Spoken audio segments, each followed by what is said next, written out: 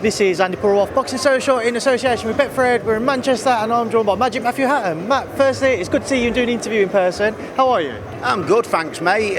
Obviously here at the weigh-in today, and I'm looking forward to Saturday. Obviously got two boxers on myself, and a former opponent, top of the bill, fighting one of my favourites, Benn.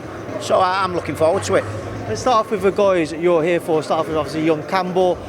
What are you expecting for him to show this time around? Obviously, we're getting closer towards kind of that 8-0, 9-0, 10-0 phase now in his career, and he'll want to continue to push up. But what do you expect him to show this time around in his second outing in Manchester?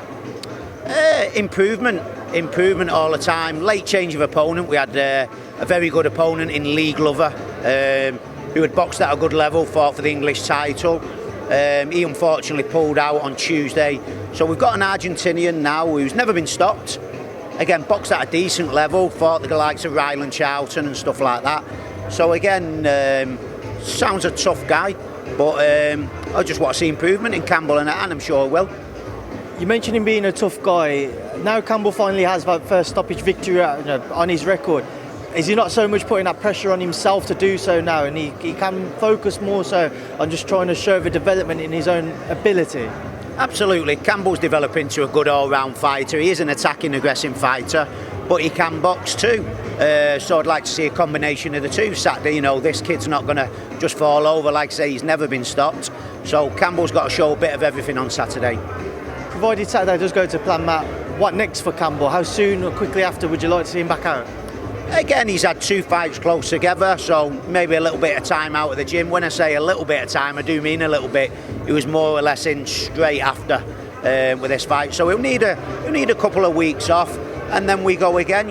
While you're young, fit, and injury-free in boxing, you spend enough time on the sidelines in boxing. Injuries are inevitable, especially as the fights get harder. So while Campbell's, fit, strong, we want him fighting as regular as possible. Luke Evans on the card as well. Just how excited you are for Luke for this opportunity, one which, whenever I've interviewed you, you've spoken so highly of him and how much and how important it is for him to grasp this with both hands on Saturday night. Absolutely. I mean, if you ask anybody from around the local area, around the northwest, everybody knows how good Luke is. But a global audience, the national boxing people don't know how good he is, and I have been harping on how good he is for some time now. And on Saturday, I've got no doubt people will see exactly how good he is. He's a good fighter, Luke. Dropped down in weight for this fight. He's weighing just over 10 stone. So we're going to look at light welterweight, and Luke will be in title fights real soon. And Matt, as you mentioned, your last former in your professional boxing career, Chris Van Heerden, gets in ring with, as you said, one of your favourites, Benn. Connor, a big favourite for this fight. So what are you expecting to see, especially somebody who shared the ring previously with Chris? Again, Chris is a good, solid fighter, but I'm talking about the Chris that I faced 9 years ago. I haven't seen of him too much recently. I know he has had a period of inactivity, but Chris was a good, solid fighter. I presume he still is. Can he beat Benn? Personally, I don't think so. Can he test him? Possibly. Again, Benn, one of my favourites. I've always liked Connor, and I've always believed in Connor. He's got that hunger in him and that will to win, that desire. And even as a person, he's been fantastic with young Campbell. Off the record, behind the cameras, always asking me how he's doing, reached out to me a couple of times. Campbell spent some time with him, so it shows the person he is as well. So, I like Connor, and I think he'll do the business on Saturday. Do you feel this could almost be like a lose-lose situation for Connor? Because we've seen these explosive performances for him throughout his career, and because he's such a heavy favourite, if he was to, say, blast out Chris Van Heerden within the first few rounds, or then people might not give him credit for that, but if he went into the latter rounds because Chris is just very tough or durable, then people will look at it and think, well, why did he not work out a way to stop him? Is it almost kind of a lose-lose situation for Connor? I know what you're saying. From my point of view, I think it's good matchmaking. Again, I do think it's a good match for Connor. It's just about making that move at the right time to world level, and I don't think he's far away from that now. Again, but once you make the move, there's no turning back, is there? So again, I think this is another good bit of matchmaking. I know exactly where you're coming from.